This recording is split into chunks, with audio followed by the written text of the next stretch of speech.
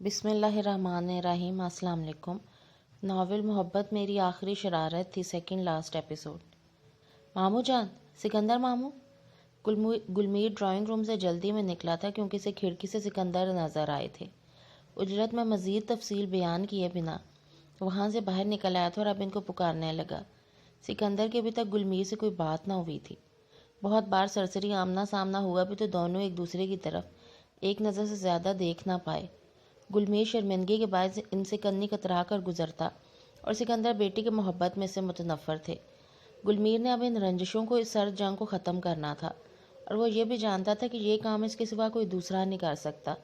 اس کے بڑوں نے اسے غلطی سدھارنے کا موقع دیا تھا۔ اب تو گلمیر یہ بھی سمجھ چکا تھا کہ اس نے بڑوں کے سامنے بول کر نہ صرف غلطی کی ہے بلکہ بہت سے دلوں کو رنج سے بھی دوچار کیا تھا۔ اب وہ سوچتا تو لگتا اس نے واقعی جلد بازی سے کام لیا تھا، معاملات کو سمجھے بغیر اپنے آپ کو انوالو کر لیا تھا، محبت کو چوٹ پہنچائی تھی، اپنوں کا بھرم توڑا تھا۔ بے اعتباری سے بڑی سزا کیا ہو سکتی ہے؟ وہ بے اعتبار ہو چکا تھا، اپنوں کے سامنے اور اپنی محبت کے سامنے۔ وہ اپنی اہمیت اپنی ہی جلد بازی سے ختم کر چکا تھا۔ اب اس نے فیصلہ کیا تھا کہ دھنک آباد کے مکینوں کے دلوں میں اپنی پہلے والی اہمیت دوبارہ جگانی ہے۔ معروش کو زج کرنے کے لیے اس نے اس کے سامنے نکاح والی شرط رکھ کے اس کی زندگی سے نکل جانے کا کہا تھا، لیکن یہ تو وہ بھی جانتا تھا کہ نکاح کے بعد زندگی سے نکل جانے کی گنجائش کہاں رہتی ہے۔ ماہر نے جسے چونکے سے دیکھا تھا، اس کی آنکھوں کے دہکتے شعلوں سے وہ بخوبی واقف ہو چکا تھا۔ اس کے چہرے کو تغیر و تبدل واضح کر چکے تھے کہ معروش کو گلمیر کی یہ شرط کس قدر ناگوار گزری ہے، کس قدر سبکی محسوس کی ہے۔ اس نے وہ انجان نہ تھا، لیکن وہ اب کسی حتمی نتیجے پہ پہنچنا چاہتا تھا۔ وہ اب زیادہ دن تک دھنک آباد میں رہ نہیں سکتا تھا، اس لیے اس پل سکندر کی جھلک نظر آتے اس نے ہمت دکھا اور ان کی طرف لپکا۔ اس کی پکار پہ سکندر نے ٹھٹک کر پلٹ کر اسے دیکھا۔ ماموں جان، آپ سے بات کرنی تھی۔ اب وہ سر جھکائے کھڑا ان سے مخاطب تھا۔ سکندر نے اچٹتی نظروں سے اسے دیکھا۔ ہاں بیٹا، وہ بیٹھ کے بات کرتے ہیں۔ خلاف توقع سکندر کا لب و لہجہ نہایت شفقت آمیز تھا اور گلمیر کو شرمندہ کرنے کے لیے کافی تھا۔ جی بولو بیٹا، کیا بات ہے؟ جن باتوں پر اس وقت انتہائی غصہ آتا ہے جب وہ وقوع پذیر ہوتی ہیں، اگر اس وقت صبر اور تحمل سے اپنے غصے پہ قابو پا لیا جائے تو بہت سے معاملات خود بخود سلجھ بھی جاتے ہیں، غصے کا ابال بھی بیٹھ جاتا ہے۔ اس وقت سکندر انتہائی غصے میں تھے۔ مہر النساء بھی کوئی دوسری بات سننے کو تیار نہ تھی۔ آمنہ بیگم نے سب کو خاموش رہنے کا مشورہ دیا۔ گلمیر کے دل میں جس غلط فہمی نے سر اٹھایا تھا، جس کی بدولت اس نے پہلی بار گھر کے بڑوں کے سامنے انکار کیا تھا، چند دن میں ہی سے اپنی غلطی کا ادراک ہو گیا تھا۔ کچھ باتیں بظاہر بہت معمولی ہوتی ہیں، لیکن ان کی جبن سے دل چھلنی ہو جاتا ہے۔ اس کی انکار کی جبن نے سکندر، مہر النساء اور معروش کو تکلیف سے دوچار کیا تھا۔ گلمیر نے بڑی غلطی یہ کی تھی کہ انکار ڈائریکٹ سکندر اور مہر النساء کے سامنے کیا تھا۔ ان کے سامنے وہ معروش سے اپنی محبت کی نفی کر کے اس رشتے سے انکار کر چکا تھا۔ بہرحال جو بھی تھا، ان ساری غلط فہمیوں کو سدھارنا تھا، انکار کو اقرار میں بدلنا تھا۔ ماموں جان، جو کچھ بھی ہوا وہ نہیں ہونا چاہیے تھا۔ گلمیر اب الفاظ ترتیب دے رہا تھا۔ پہلی بار وہ ان کے سامنے اس انتہائی سنجیدہ معاملے پر روبرو بیٹھنے کی ہمت کر پایا تھا۔ میری نادانی کا مکلی کی وجہ سے میں نے اپنے انمول رشتوں کو ناراض کر دیا، بہت دل دکھایا صاحب کا۔ میں اپنی اس غلطی پر بہت شرمندہ ہوں۔ بہت پچھتاوا ہے مجھے ماموں جان کہ میں نے آپ کی سرپرستی سے انکار کیا تھا۔ گلمیر سر جھکائے بول رہا تھا۔ اس کی ندامت اس کے الفاظ اور لہجے میں مکمل طور پہ نمایاں تھی۔ سکندر پرسوچ نظریں اس پر گاڑے خاموش تھے۔ پلیز ماموں جان، مجھے معاف کر دیں۔ جب کچھ دیر تک وہ کچھ نہ بولے تو گلمیر نے سر اٹھا کر انہیں دیکھا۔ اس وقت ان کی سنجیدگی اس کی ہمت کے ہچکولے دینے لگی تھی۔ میں واقعی شرمندہ ہوں ماموں جان۔ وہ ابھی تک خاموش تھے تو گلمیر ان کے پاس آ کر بیٹھ گیا۔ بچوں سے غلطیاں ہو جاتی ہیں، ہم نے تو کب کا معاف کر دیا تمہیں۔ سکندر نے ظاہر نہ کیا، لیکن اس وقت وہ اندر سے بہت مطمئن اور ہلکا پھلکا محسوس کر رہے تھے۔ سچ ماموں جان؟ یقینی سے دریافت کیا۔ ہاں سچ، لیکن یقین دلا کے وہ دانستہ چپ ہوئے۔ لیکن وہ یکدم بولا، معاف کرنے کا مطلب یہ ہرگز نہیں ہے کہ تم اس قابل ہو گئے ہو کہ تم سے جڑے رشتے کو کوئی اور نام بھی دیا جائے۔ سکندر کی بات پہ اس کے چہرے پہ ایک رنگ آ کر گزرا تھا۔ معاف کرنے کے معاملے میں با اختیار ہوں، لیکن اس سے زیادہ کسی معاملے کا اختیار میرے پاس نہیں۔ سکندر اس کی ہوائیاں اڑتے چہرے پر نظریں گاڑ کر بولے، اور انہوں نے ایک طرف تو سکندر کے دل و دماغ سے ایک بوجھ اتر گیا تھا، لیکن پھر بھی وہ اتنی جلدی نرم پڑنے کے حق میں نہ تھے۔ ماموں جان، کہ آپ مجھے ایک موقع نہیں دیں گے؟ میں وعدہ کرتا ہوں کہ آپ کو کبھی کوئی شکایت کا موقع نہیں دوں گا۔ گلمیر انتہائی لاچار صورت بنائے ان سے مخاطب تھا۔ بیٹا میں اب موقع دینے کے معاملے میں کوئی اختیار نہیں رکھتا، آپ معروش اور ممانے جان کو منا تو سکتے ہیں نا۔ گلمیر ان کو قائل کرنے کی کوشش کرنے لگا۔ سکندر خاموش رہے۔ ماموں جان دیکھو بیٹا، میری بیٹی جس اذیت سے دوچار ہوئی ہے، جو شرمندگی تمہاری وجہ سے اس کے حصے میں آئی تھی، کیا اس کا مداوع اتنی آسانی سے ممکن ہو سکتا ہے؟ نہیں ماموں جان، یقیناً نہیں، لیکن کیا مجھے ایک موقع نہیں ملنا چاہیے؟ ایک لمحے گلمیر بوکھلایا اور پھر اس سے معافی کی درخواست کی۔ بالکل ملنا چاہیے، لیکن میں بتا چکا ہوں کہ موقع دینے کا اختیار میرے پاس نہیں۔ سکندر ایک بار پھر وہی بات دہرائی۔ آپ میرا ساتھ تو دے سکتے ہیں نا؟ گلمیر نے امید طلب نظروں سے انہیں دیکھ کر پوچھا۔ اس معاملے میں بھی میں بے بس ہوں، سکندر مسکراہٹ دبا کر بولے۔ ماموں جان، گلمیر اب زد ہوا۔ میرے لیے میری بیٹی سے بڑھ کر کوئی نہیں، سکندر مدھم مسکراہٹ کے ساتھ بولے۔ میرے لیے بھی اس سے بڑھ کر کوئی نہیں، گلمیر دل ہی دل میں بولا۔ اگر معروش تمہیں معاف کر کے اس رشتے کے لیے ہاں کہہ دیتی ہے تو مجھے کوئی اعتراض نہیں ہوگا، سکندر سے اس کے مایوس چہرے کی طرف دیکھ کر کہا۔ بہت شکریہ ماموں جان۔ یکدم میں گلمیر کا چہرہ کھل اٹھا۔ یہ محبت میں واپس موڑ لوں گا، بس آپ کی طرف سے گرین سگنل چاہیے تھا۔ گلمیر بنا آواز کے ان سے مخاطب ہوا تھا، اٹھ کر کمرے سے باہر نکل گیا۔ سکندر نے اطمینان بھرا سانس خارج کیا اور مسکرا دیے۔ تم نے کیا سوچا پھر؟ اسٹور روم میں ہوتی کھٹر پٹر نے گلمیر کے قدم ادھر موڑ دیے تھے۔ معروش وہاں موجود تھی، کتابوں کی الماری سے کتابوں کو نکال کے سائڈ پہ رکھ رہی تھی۔ صاف ظاہر تھا کہ وہ کچھ ڈھونڈ رہی ہے۔ گلمیر چند پل کھڑا اس کو دیکھتا رہا، پھر آگے بڑھ کے اسے پوچھا۔ معروش نے نظر اٹھا کے اسے دیکھا اور بنا کوئی جواب دیے اپنے کام میں مصروف رہی۔ تم یوں مجھے نظر انداز کر کے کیا ثابت کرنا چاہتی ہو؟ گلمیر اس کے جھنجھلاہٹ اور اس کے نظر انداز کرنے کو نہ جانے کیوں انجوائے کرنے لگا۔ یہی کہ میری نظر میں آپ کی کوئی اہمیت نہیں، نفرت انگیز لہجے میں نیم کے پانی میں بھیگے الفاظ اس کو مسحور کر گئے۔ جھوٹ۔ گلمیر پہ اس کی قہر آلود نگاہوں کا اثر نہ ہوا۔ معروش نے اب کوئی جواب نہ دیا۔ کیا ڈھونڈ رہی ہو؟ مسکراتے ہوئے دوستانہ انداز میں پوچھا۔ میں مدد کروں کیا؟ اس کی موجودگی اور آواز کو مکمل نظر انداز کر کے اپنے کام میں مصروف تھی۔ ماں گل۔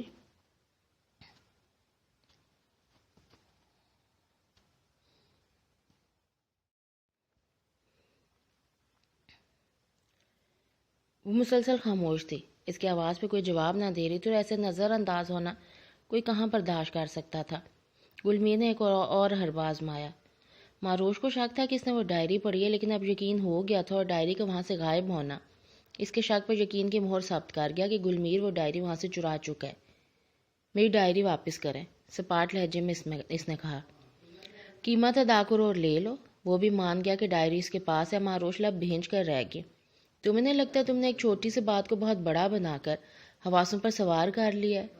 واقعی؟ معروش نے استہزائیہ نظروں سے اسے دیکھا۔ کسی کی محبت پہ شک کرنا، اپنی محبت کو اس کا وہم کہنا، بھری محفل میں انکار کر دینا، محبت کے فیصلے کو جلد بازی کا نام دے دینا، واقعی گلمیر مرتضی ایک چھوٹی سی بات کو بہت بڑا بنایا گیا تھا۔ وہ تلخی سے بولی۔ معافی بھی تو مانگ رہا ہوں نا۔ وہ شرمندہ ہوا۔ کیا آپ کی معافی میری اذیت کا مداوع کر سکتی ہے؟ اس نے اسی تلخی سے پوچھا۔ معافی نہیں، لیکن محبت و اذیت کا مدافع کر سکتی ہے نا۔ میرا دل اب مجھے اس بات کی اجازت نہیں دیتا کہ میں آپ کی اس لفظی محبت کا دم بھروں۔ معروش مسلسل اس کی محبت سے انکاری تھی۔ میں تمہیں خوش دیکھنا چاہتا تھا، وہ میری محبت ہی تو تھی کہ میں… واہ، بہت خوب۔ معروش نے اس کی بات کاٹ کے تالی بجائی اور اسی بے مروت اور سپاٹ لہجے میں بولی۔ گلمیر نے اسے دیکھا۔ سب سے اس کی رنگت سرخ ہو رہی تھی۔ بے اعتبار کر دینا، پھر دعویٰ کرنا کہ محبت کی انتہا تھی، کیا یہ واقعی انصاف ہے گلمیر مرتضی؟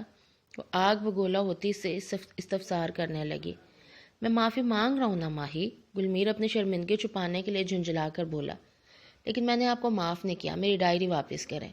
معروش نے گویا بات ختم کی۔ پلیز ماں گل، اب کہ اس نے محبت کے نام سے پکارا، مجھے اس نام سے مت پکارے۔ وہ شدید ناگواری سے بولی۔ ماموں جان نے تو مجھے معاف کر دیا ہے۔ اس کی اطلاع پہ معروش نے چونک کر اسے دیکھا۔ انہوں نے کس بات کے لیے معاف کیا؟ اور میری تکلیف کی معافی وہ کیسے دے سکتے ہیں؟ معروش ترش لہجے میں بولی۔ اف یار، وہ حد ہوتی ہے ضد کی بھی۔ گلمیر اب صحیح معنوں میں چڑھ گیا۔ میرے ساتھ کی گئی ناانصافی کی معافی آپ کو بابا جان سے مانگنی ہی نہیں چاہیے تھی، اور یہ ضد نہیں ہے۔ وہ اب بے نیازی سے بولی اور وہاں سے باہر کی جانب بڑھی۔ ماہی، اب تم بھی ناانصافی کر رہی ہو۔ وہ اب نرم لہجے میں اس کو روکنے لگا۔ معاف کر دیا آپ کو، لیکن اب محبت نہیں ہو سکتی۔ میری ڈائری مجھے واپس کر دیں۔ मारोश मजबूत लहजे में बोली। डायरी वापस नहीं करूंगा और मोहब्बत भी मोड़ लूंगा। गुलमीर ने इसकी आंखों में झांक कर चैलेंज के इसी अंदाज में कहा और इसको यूं ही तिल मिलाते हुए छोड़कर इससे पहले वहां से निकल गया। वो वहीं खड़ी पैचोताब खाती रही, फिर पैर पटकती वहां से निकल गई। आपकी भी अजीब मंतक है अदीबा बेगम, अब यहाँ तक आ गई हैं तो अंदर जाने में कैसी झिझक। मुर्तज़ा और अदीबा धनकाबाद पहुंच चुके थे, लेकिन अदीबा अब अंदर जाने में झिझक रही थी, जिस पर मुर्तज़ा ने खुशगवार मूड में इनसे इस्तफसार किया। अदीबा ने खशमगी निगाहों से इन्हें देखा। इतने अरसे बाद सिकंदर का सामना करने के लिए यकीनन इनको हिम्मत दरकार थी। बेशक रंजिशों का सिलसिला संगीन ना था, लेकिन फिर भी एक नाजुक मामला था जिसकी गलती थी इनके अपने बेटे के हिस्से में आई थी। मामला कुछ हद तक रफा दफा होने के बावजूद रिश्तों में खिंचाव मौजूद था और फिर अदीबा की हिचकिचाहट की वजह ही सिकंदर की खामोशी थी।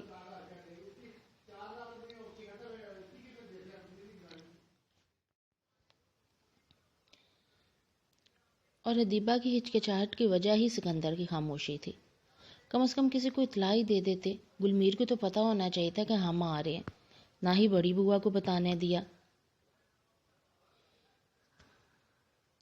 अब ऐसे खुद ही मुंह उठाकर चल पड़ना अजीब तो लगेगा ही ना। अदीबा ने धनकाबाद का गेट अबूर किया और साथ चलते मुर्तज़ा से मुंह बसूर का शिकवा किया। अस्सलाम वालेकुम अम्मा, कैसे हैं बाबा? अभी वो राहदारी से गुजर ही रहे थे कि गुलमीर ने सामने आकर इन्हें हैरान किया। अदीबा ने मुर्तज़ा को देखा, उन्होंने कंधे उचका के लाइल्मी का इजहार किया। अब अदीबा गुलमीर की तरफ मुतवज्जे हुए। कैसे हो तुम? हालत देखो ज़रा अपनी, इतने वीक हो गए हो। इसकी खैरियत दरियाफ्त करते हुए अदीबा ने फिक्रमंदी से कहा। मम्मा, मेरा वेट बढ़ गया था इसलिए आजकल ज़रा डाइट पर हूँ, गुलमीर ने मुर्तज़ा को देखकर शरीर लहजे में कहा। तुम अब पर्दे ना डालो, अदीबा ने इसे डांटा तो दोनों बाप बेटा हंस दिए। वैसे बाबा कैसे ज़िंदगी गुजार ली? गुलमीर ने मुर्तज़ा की तरफ ज़रा से झुक कर राजदाराना अंदाज में पूछा। बस यार ना पूछो तुम, बस अपनी खैर मनाओ, मुर्तज़ा ने आंख का कोना दबा कर कहा तो वो खज्जल हो गया। देखा, मैंने कहा था ना, आप दोनों बाप बेटे ने पहले से कोई खिचड़ी पका रखी है, वरना ऐसी बेतकल्फ़ी तो नाराज़गी में नहीं होती। वहीं खड़े होकर अदीबा ने दोनों को घुरका तो मुर्तज़ा हल्का सा कहका लगाकर हंस दिए। इतने दिनों बाद बेटा मिला तो क्या देखते ही मारना शुरू कर देता? मुर्तज़ा ने हैरत से अदीबा की तरफ देख कर पूछा।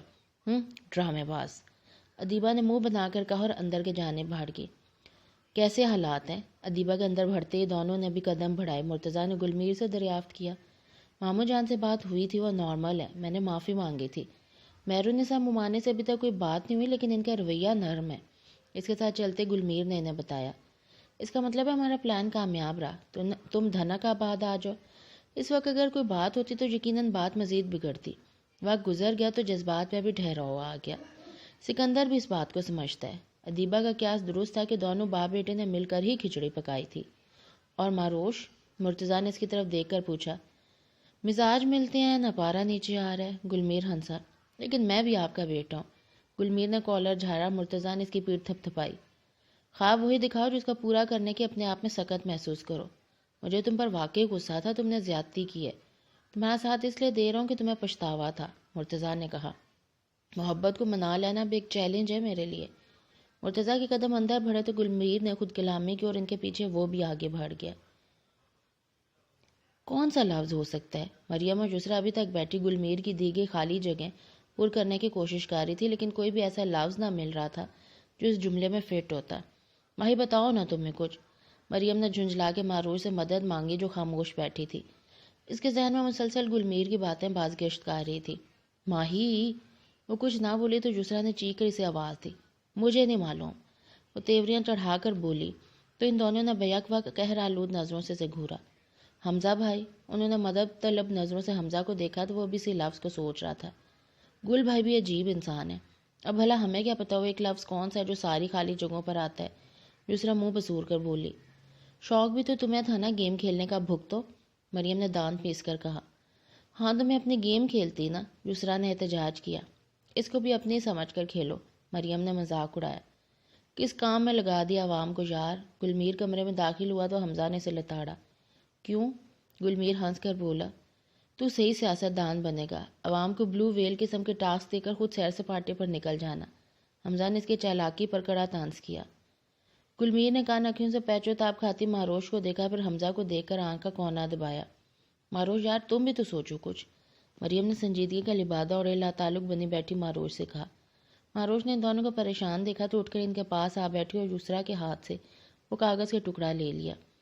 ایک دم اس کی نظروں کے سامنے ایک صفحہ پھڑ پھڑانے لگا۔ اس نے قہر آلود نگاہوں سے گلمیر کو دیکھا جو اب اس پر نظریں گاڑے دھیمی مسکراہٹ چہرے پر سجائے بیٹھا تھا۔ اس نے مریم کے ہاتھ سے پین لیا اور خالی جگہ پر کرنے لگی۔ پاگل لوگوں کی پاگل دنیا میں ایک پاگل کی پاگل محبت نے مجھے بھی پاگل کر دیا۔ اس نے خالی جگہوں پر ایک ہی لفظ لکھا اور پیپر ان کی طرف بڑھایا۔ پاگل، واو! یسریٰ نے جملہ پڑھا اور خوشی سے نعرہ لگایا تو گلمیر بھی ہنس دیا۔ کمال ہے یار!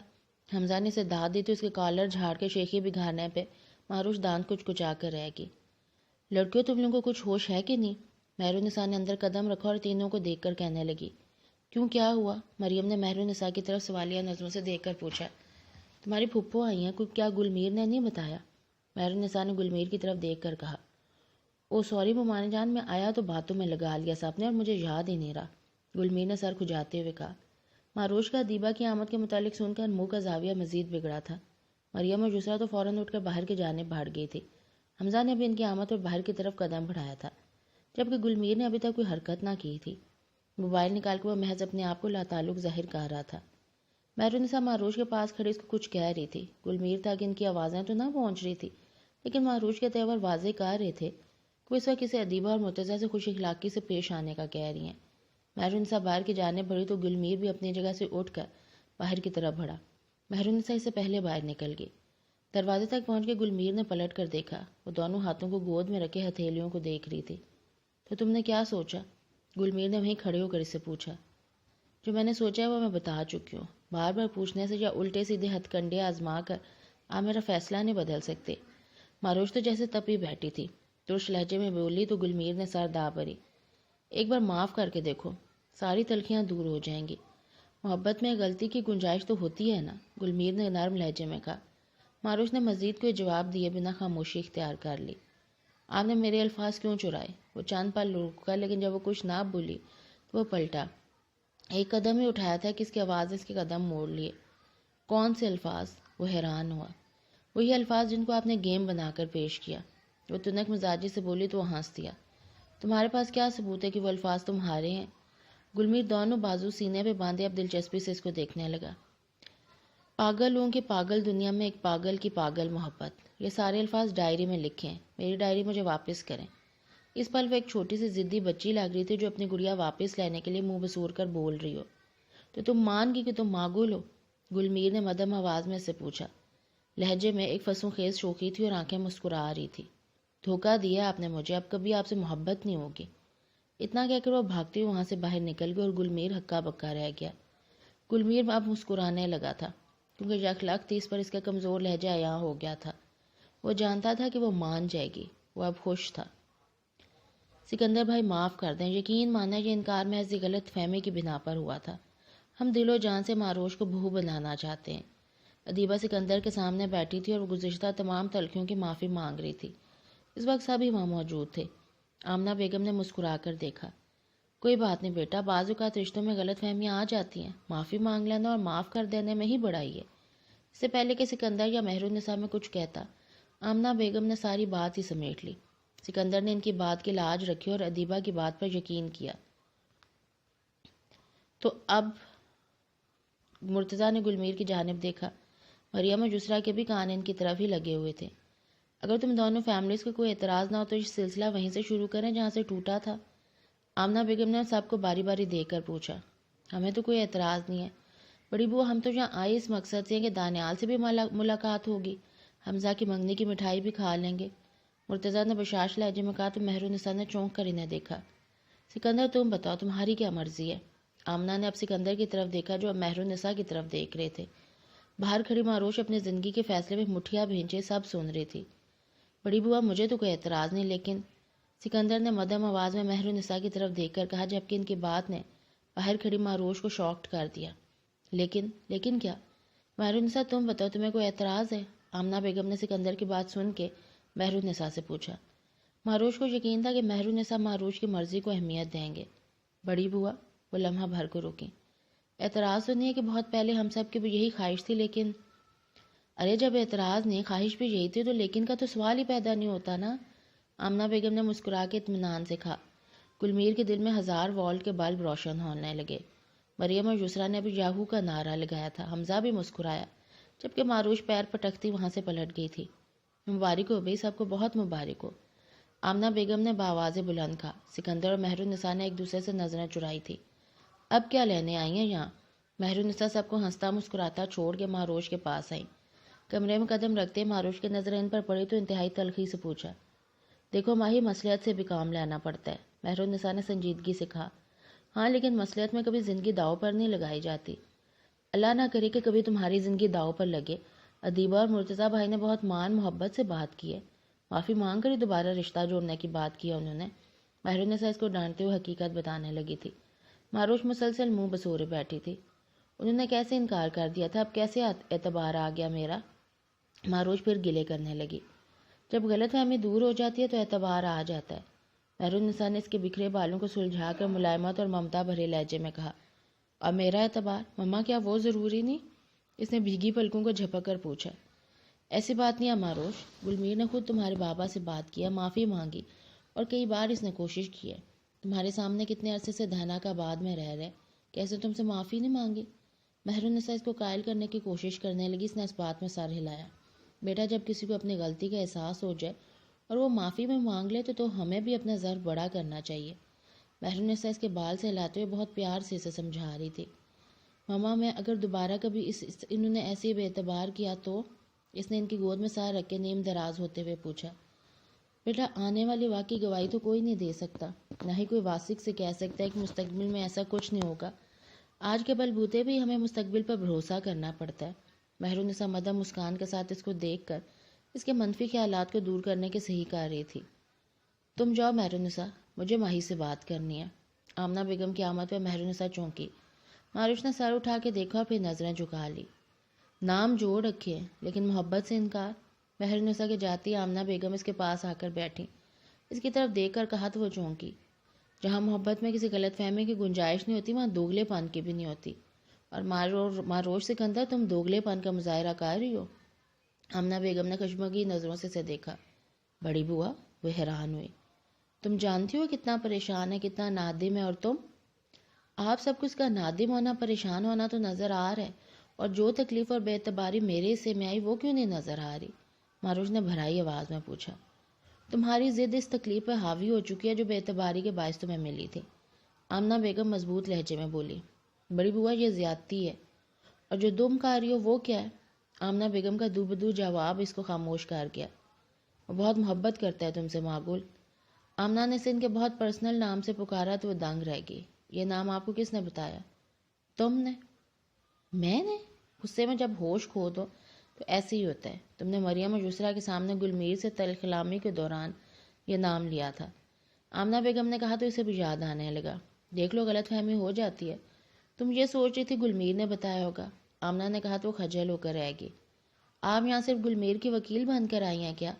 معروش کی دلی حالت نہایت عجیب دوراہے پر تھی۔ ساری دلیلیں گلمیر کے حق میں ثابت ہو رہی تھی۔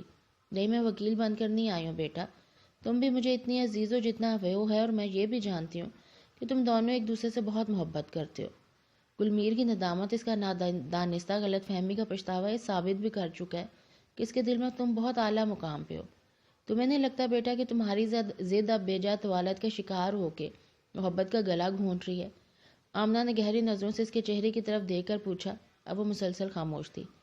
گلمیر تمہاری رضامندی کے بغیر کوئی فیصلہ نہیں کرے گا، تم اچھی طرح سوچ لو۔ اگر تمہارا دل ابھی بھی گلمیر کے خلاف گواہی دے رہا ہے تو باخدا میں تمہارے ساتھ ہوں، تم پر کوئی زبردستی نہیں ہے۔ آمنہ بیگم اس کے پاس سے اٹھ کھڑی ہوئی۔ اس نے سر اٹھا کے نہ دیکھا لیکن مسلسل خاموشی نے ڈیرے جمائے رکھے۔ آمنہ بیگم کمرے سے نکل گئی اور معروش تنہا بیٹھی رہ گئی۔ کیا واقعی چھوٹی سی بات کو میں بڑھا چڑھا کے محسوس کر رہی ہوں؟ اس کی نظر آئینے میں جھانکتے اپنے عکس پر پڑی۔ اگلے پل وہ اٹھ کے ڈریسنگ ٹیبل کے سامنے کھڑی ہوئی اور اسے اپنے آپ سے سوال کرنے لگی۔ تکلیف کا احساس تو اس سے ہی ہوتا ہے جس پہ بیت رہی ہوتی ہے، باقیوں کے لیے تو تماشا ہی ہوتا ہے نا۔ اسٹول پہ بیٹھی دونوں کونیاں ٹیبل پہ ٹکائے ہاتھوں سے سر تھامے ہوئی تھی۔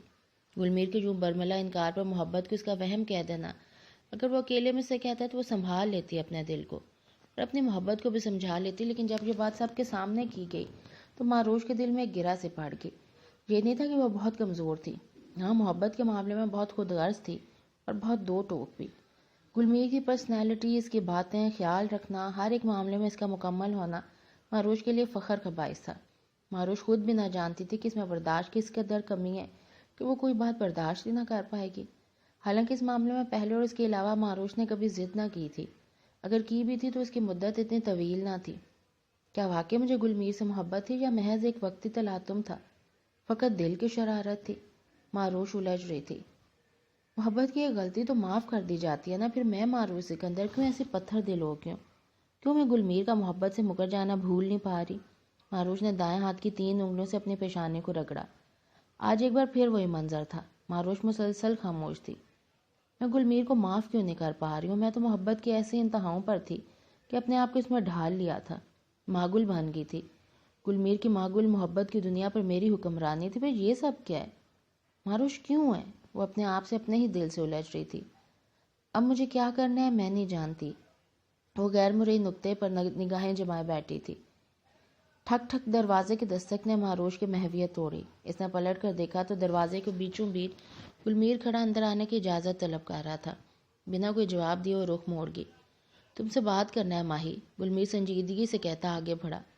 معروش اپنی جگہ سے اٹھ کھڑی ہوئی، سوالیہ نظروں سے دیکھا۔ اس کے چہرے کی سنجیدگی اور رنجیدہ تاثرات سے وہ نظریں چرانے لگی۔ سکندر ماموں اور ممانی جان سے اجازت لے کے تم سے بات کرنے آیا ہوں۔ گلمیر نے بات شروع کرنے کے لیے تمہید باندھی اور وضاحت دی۔ کچھ غلطیاں اتنی بڑی نہیں ہوتی جتنی طویلی ان کی سزا ہوتی ہے۔ غلطی کتنی سنگین ہے اس کا اندازہ غلطی کرنے والے کو شاید نہیں ہوتا، لیکن جس کے ساتھ زیادتی ہوتی ہے وہ بخوبی واقف ہوتا ہے۔ گلمیر مدھم آواز میں بولا، مجھے بھی اندازہ نہیں تھا کہ میرا محبت سے انکار اتنی سنگین غلطی ہے کہ اس کی معافی ہی نہیں۔ گلمیر اس کی طرف دیکھ نہیں رہا تھا اور معروش بھی نظریں جھکائے کھڑی تھی۔ ہمارے درمیان کوئی عہد و پیمان نہ بندھے تھے، لیکن محبت کی ایک ڈور تھی۔ تم کب میرے لیے خاص ہوگے میں نہیں جانتا، تمہارے انداز سے میں کبھی کچھ اخذ نہیں کر سکا۔ ایک پل لگتا تھا تمہیں بھی میرا ساتھ چاہیے اور پھر اپنی سوچ کی نفی کر دیتا تھا۔ مجھے ایسے لگتا تھا میں جانتا تھا سب کچھ، تمہاری محبت، پرواہ، سب کچھ تمہاری آنکھوں میں پڑ سکتا تھا، لیکن شاید محبت بہت وہمی ہوتی ہے۔ جہاں محبت سچائی اور دیانتداری کے حساب مانگتی ہے وہاں اقرار بھی مانگتی ہے۔ ہماری محبت میں سچائی بھی تھی، دیانتداری بھی، نہ تھا تو اقرار۔ میں نے محبت کے اس پہلو کو وقت نہیں دیا، تمہیں اقرار کا موقع نہیں دیا اور محبت کو بے اعتباری کی بھینٹ چڑھا دیا۔ گلمیر اب اس کی طرف دیکھ رہا تھا، تاحال وہ نگاہیں جھکائے ہوئے اور خاموش کھڑی تھی۔ بے شک ماموں جان نے میری غلطی کو معاف کر دیا، لیکن میرے لیے تمہارا اطمینان ضروری ہے۔ آج میں یہ بھی نہیں جانتا کہ تمہارے دل میں وہ محبت ابھی تک زندہ ہے یا نہیں۔ میں مانتا ہوں میں نے غلط کیا، تم مجھ سے شیئر کرو، بات کرو مجھ سے۔ گلمیر کے لیے تکلیف دہ بات یہی تھی کہ معروش جس سے اس کی محبت میں ڈائریاں لکھی تھی آج اس سے ایک لفظ بھی نہ کہہ رہی تھی۔ فقط غصہ اور نفرت کیا محبت کی شدت ہے؟ گلمیر نے سوال کیا تو معروش نے یکدم سر اٹھا کر اسے دیکھا۔ آنکھوں میں الجھن تھی اور شاید ایک اجنبیت بھی۔ تم ایسی تو نہ تھی، اتنی خاموش اور اجنبی۔ گلمیر کو ایک دم شکست کا احساس ہونے لگا۔ اس نے لب بھینج کر اب اپنے آپ کو مزید کچھ کہنے سے باز رکھا۔ اب اس کے بولنے کا منتظر تھا۔ میں نہیں جانتی کہ یہ سب کیوں ہے۔ معروش نے بالآخر اتنے عرصے میں پہلی بار گلمیر سے مدھم لہجے میں بات شروع کی۔ میں خود سمجھ نہیں پا رہی، میں یہ بھی نہیں جان پا رہی کہ مجھے آپ کا ساتھ چاہیے کہ نہیں۔ میرا دل مجھے کوئی جواب نہیں دے رہا، نہ آپ کی موجودگی سے خوش ہو رہا ہے، نہ آپ کی غیر حاضری پر بے چین ہوتا ہے، اور میں نہیں جانتی کہ ایسے کیوں ہے، یہ الجھن کیوں ہے۔ میں واقعی بے خبر ہوں، نہ جانے کیوں وہ لمحہ آپ کے الفاظ میرے دل میں کھپ کے رہ گیا ہے، میں اس کانٹے کو دل سے نکال نہیں پا رہی۔ معروش انگلیاں مروڑتی اس کے سامنے کھڑی بول رہی تھی، اور یہ گلمیر ہی جانتا تھا کہ کس ضبط سے اس کی یہ باتیں سن رہا ہے۔ محبت کا اقرار کبھی نہ ہوا تھا، لیکن آج جو اقرار ہو رہے تھے گلمیر کی دل کی دنیا میں بھونچال لانے کے لیے کافی تھا۔ وہ کہہ رہی تھی کہ اس کے لیے گلمیر کا ہونا نہ ہونا کوئی معنی نہیں رکھتا، اور وہ تو یہ سمجھ رہا تھا کہ وہ آج بھی اس سے ویسی ہی محبت کرتی ہے، لیکن نفرت کا خول چڑھا رکھا ہے۔ وہ ہونکوں کی طرح اسے دیکھ رہا تھا، امید کر رہا تھا کہ ابھی وہ زور سے ہنس کر کہہ دے گی، ڈرا دیا نا، لیکن ایسا ہونا ممکن نہ رہا تھا۔ اس نے نظر اٹھا کے گلمیر کے دھواں دھواں چہرے کی طرف دیکھا۔ مجھ میں بہت برداشت ہے، لیکن آپ کا انکار نہیں برداشت کر سکی اور نہ ہی بھول سکی۔ بڑی بوا کہتی ہیں چھوٹی سی بات ہے، زندگی میں تو بہت کچھ ایسا ہوتا ہے جو برداشت کرنا پڑتا ہے۔ مجھے معلوم ہے شاید میں نے اس انکار کو انا کا مسئلہ بنا رکھا ہے۔ زندگی میں سب کچھ برداشت کرنا پڑتا ہے، ہر چھوٹی بڑی بات کو۔ میں بھی سب برداشت کر لیتی، لیکن وہ انسان جو آپ کے لیے سب سے قیمتی ہو، اس کا بابا، ماما، بڑی بوا، پھپھو، انکل سب ایک فیصلہ کر چکے ہیں، لیکن مجھے وقت چاہیے۔ میرا دل سمجھ جائے گا، میں سنبھل جاؤں گی آپ کے حوالے سے۔ اپنے خوابوں کو زندہ کرنے کے لیے مجھے کچھ وقت چاہیے۔ اس کا لہجہ بھی التجائیہ تھا، وہ اسے کچھ مانگ رہی تھی اور گلمیر کی زبان گونگ تھی۔ آپ مجھے وقت دیں گے؟ اس نے گلمیر کو امید بھری نظروں سے دیکھا۔ گلمیر نے اسے دیکھا اور بنا ایک لفظ ادا کیے رخ موڑ کے لمبے لمبے ڈگ بھرتا اس کے کمرے سے نکل گیا، اور وہ اسی طرح جامد و ساکت دھڑکنوں کے ہمراہ وہیں نیچے بیٹھتی چلی گئی۔ اسی شام ادیبہ، مرتضیٰ اور گلمیر دھنک آباد سے چلے گئے تھے اور ماروش اپنے کمرے تک محدود ہو کر رہ گئی تھی۔ ہر طرف ایک خاموشی تھی، یا شاید یہ صرف اور صرف ماروش کا وہم تھا۔ آج تیسرا دن تھا، بڑی بوا نے ماروش سے کوئی بات نہ کی تھی۔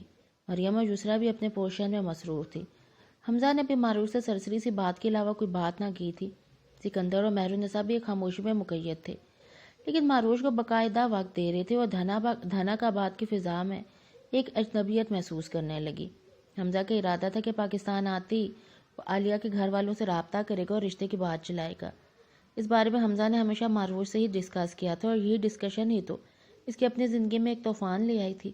حمزہ کے آتے ہی وہ مصروف ہو گیا تھا، کچھ گھریلو مصروفیات، اور پھر سکندر نے جو بزنس کا پلان بنا رکھا تھا اس پر بھی حمزہ اور دانیال اس کے ساتھ مل کر کام کر رہے تھے، تو ماروش کو واقعی نہ مل سکا کہ وہ حمزہ سے اس کے متعلق کوئی بات کر سکے۔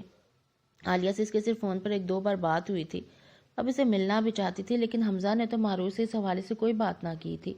تو اب وہ سوچ رہی تھی کہ شاید حمزہ اسے انتظار میں ہو کہ ماروش خود اس سے بات کرے، لیکن آج کل تو حمزہ کے نظر آئے تب بات ہونا۔ شام کے سائے گہرے ہونے لگے تھے۔ ماروش کا دل نہ جانے کیوں آج ایک الجھن کا شکار ہو رہا تھا۔ وہ مریم اور یسریٰ کے پاس جانے کے لیے اوپر والے پورشن کی جانب بڑھی۔ سست روی سے سیڑھیاں چڑھتی ماروش ایک گہری سوچ میں بھی گم تھی۔ آؤ ماہی، رک کیوں گئی؟ وہ دروازے میں کھڑی اندر کے منظر کو حیرت سے دیکھ رہی تھی۔ مریم، یسریٰ اور حمزہ تینوں بیٹھے طرح طرح کے کپڑوں کا ڈھیر لگائے خوش گپیوں میں مصروف تھے۔ ایک پل کو جھجک کے روکی۔ مریم نے اس کی طرف دیکھا اور اس کو بلا لیا تو چہرے پہ مدھم مسکراہٹ سے جائے وہ آگے بڑھی اور سوالیہ نظروں سے انہیں دیکھ کر ان کے کپڑوں کے متعلق پوچھنے لگی۔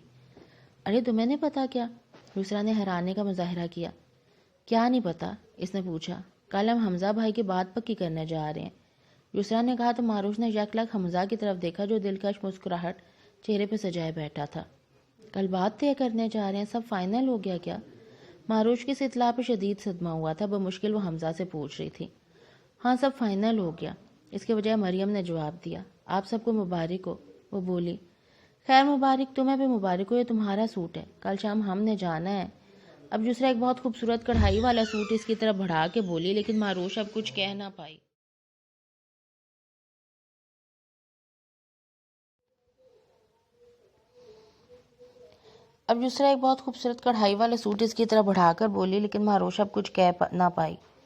کہاں جا رہی ہو ماہی؟ بیٹھو نا، ابھی چائے پیتے ہیں۔ اس نے اٹھ کر قدم بڑھائی تھے کہ حمزہ نے بولا۔ اس نے ڈبڈبائی نگاہوں سے اسے دیکھا اور بنا ایک لفظ کے وہاں سے نکل گئی۔ برا لگا ماروش کو۔ اس کے جاتے ہی مریم نے حمزہ سے کہا۔ لگنا بھی چاہیے، حمزہ نے بے نیازی سے کہا۔ حمزہ بھائی، یسریٰ چلائی تو حمزہ نے سرسری نگاہ اس پر ڈال کر کندھے اچکائے۔ گل بھائی بہت بد دل ہو کر گئے ہیں، کسی سے بھی رابطہ نہیں کیا پھر؟ مریم کو دیکھ کر یسریٰ نے منہ بسور کر کہا۔ پہلے تو مجھے کسی بات کا سے علم نہیں تھا، لیکن اب میں ماہی کے ساتھ ہوں، مریم نے اعلان کیا تو یسریٰ نے قہر آلود نظروں سے اسے دیکھا۔ میں بھی ماہی کے ساتھ ہی تھی، لیکن یار اتنی ضد، کیا یہ ناانصافی نہیں؟ اور پھر گل بھائی معافیاں بھی تو مانگ رہے ہیں نا؟ میرے خیال میں ماہی غلطی کر رہی ہے، کیوں حمزہ بھائی؟ آپ کیا کہتے ہیں؟ یسریٰ نے حمزہ کی طرف دیکھ کر پوچھا۔ اگر گلمیر کو اپنی غلطی کا احساس نہ ہوتا تو ماہی کا یہ رویہ بالکل جائز تھا، لیکن بات پھر وہیں آ جاتی ہے کہ ہر کسی کا اپنا لیول ہوتا ہے بات کو برداشت کرنے کا۔ حمزہ نے دونوں کی طرف داری کی اور اس سے پہلے کہ دونوں اس کی دوہری پالیسی پہ کوئی اعتراض کرتے ہوئے اٹھ کر باہر نکل گیا۔ کیا یہ بھائی اب زیادتی کر گئے؟ ایک طرف تو ماہی کی طرف داری اور پھر میر بھائی کا بھی ساتھ دے کر یہ جا وہ جا۔ مریم نے یسریٰ کی طرف دیکھ کر منہ بگاڑ کر احتجاج کیا۔ اس نے اس بات میں سر ہلا کے اس کی بات کی تائید کی۔ جیسے تمہیں کیا لگتا ہے، کیا واقعی گل بھائی اور ماہی کی شادی ہو جائے گی؟ یسریٰ نے مریم کی طرف دیکھ کر پوچھا۔